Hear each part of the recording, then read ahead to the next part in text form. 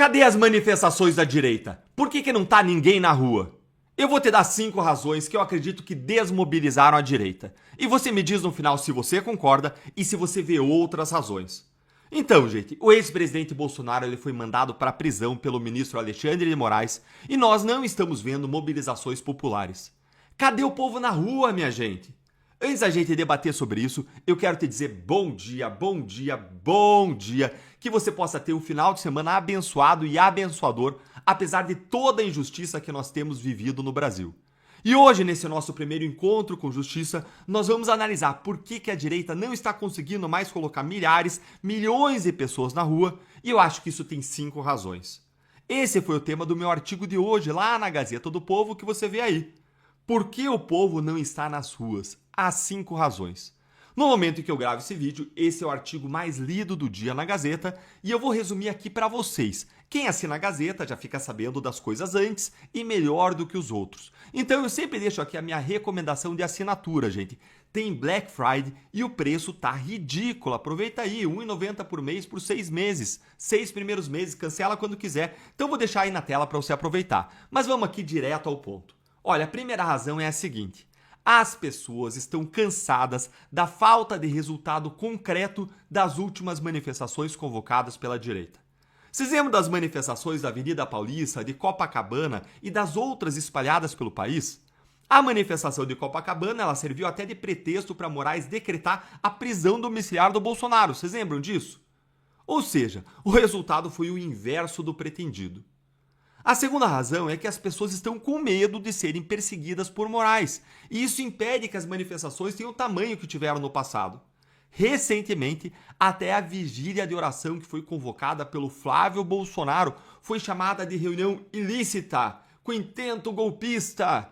Então faz sentido acreditar que Moraes já faz parte do pressuposto de que essas reuniões da direita são ilegais, e as pessoas naturalmente ficam com medo.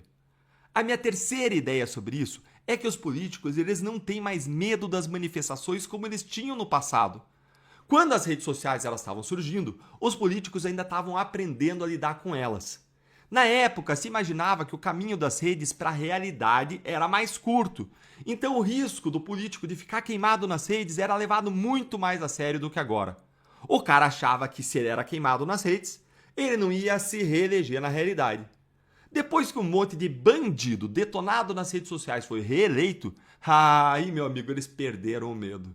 Então, antes os parlamentares, eles se sentiam mais pressionados com as manifestações populares. O que você está achando dessa análise, hein? Você concorda comigo até aqui? Vai me contando aí nos comentários, senta o seu dedo aí no like. E a quarta razão que eu quero dar para você é que, sem o poder da caneta, a direita no Congresso ela consegue fazer muito pouco para avançar suas pautas. E as pessoas vão percebendo isso. Muitos dos atores institucionais relevantes, eles se recusam a enfrentar os abusos de Moraes e do STF por medo de se tornarem eles próprios, em seguida, alvos de retaliações e de perseguições. E aí a gente vai, grita lá nas ruas, mas a falta de quem tenha vontade e poder para mudar a realidade, que a gente possa apoiar, estimular, aí desimobiliza. As pessoas se sentem desincentivadas, acham que não vai ter propósito, que não vai ter resultado, que não vai mudar nada.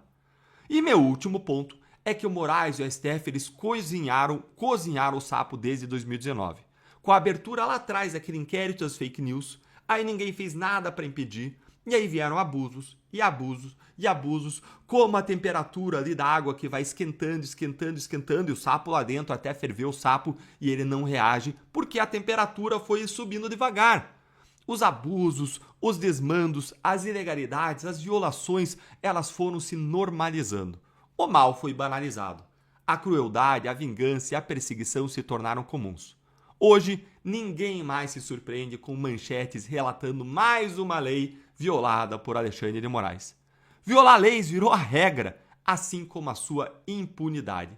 Conta aí pra mim se você concorda com essas 5 razões, se você vê outras razões e, dito isto, nós precisamos encontrar uma saída dentro da democracia, com trabalho, com perseverança, com estratégia, para esse horror que nós estamos vivendo. A gente precisa de uma saída para isso. E 2026 se apresenta com uma grande janela de oportunidade para essa mudança. Por isso eu quero convidar você a lutar dentro da trincheira conosco. Venha fazer parte de um time, do time do Guerreiros do Partido Novo, com Marcel Van Hatten, com Eduardo Girão e comigo. Filie-se agora acessando deltandalagnol.com.br/novo ou então clicando no link que eu vou deixar aqui na descrição para vocês ou mirando aqui nesse QR Code. Também vou deixar nos comentários. Lembre, você pode fazer muito sozinho, mas um soldado, ele não conquista uma cidade sozinho. Nós precisamos nos organizar em um time, nos organizar, ganhar conhecimento, armas, visão, estratégias. E isso a gente faz dentro de um time.